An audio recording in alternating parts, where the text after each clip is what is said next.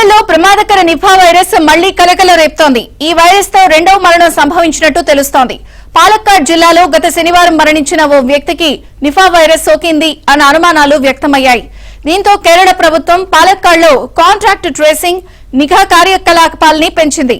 అతడి శాంపిల్ సేకరించి మంజేరి మెడికల్ కాలేజీలో పరీక్షలు చేయగా నిఫా పాజిటివ్ అని తేలింది.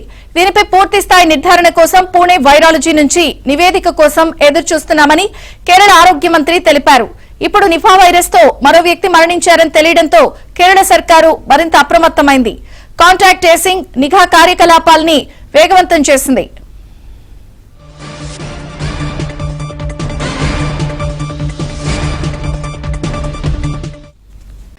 కేరళలో ప్రమాదకర నిఫా వైరస్ మళ్లీ కలకల రేపుతోంది. ఈ వైరస్ తో రెండవ మరణం సంభవించినట్టు తెలుస్తోంది.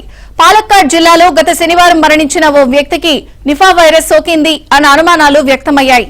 దీంతో కేరళ ప్రభుత్వం పాలక్కాడ్లో కాంట్రాక్ట్ ట్రేసింగ్ నిఘా కార్యకలాపాలని పెంచింది.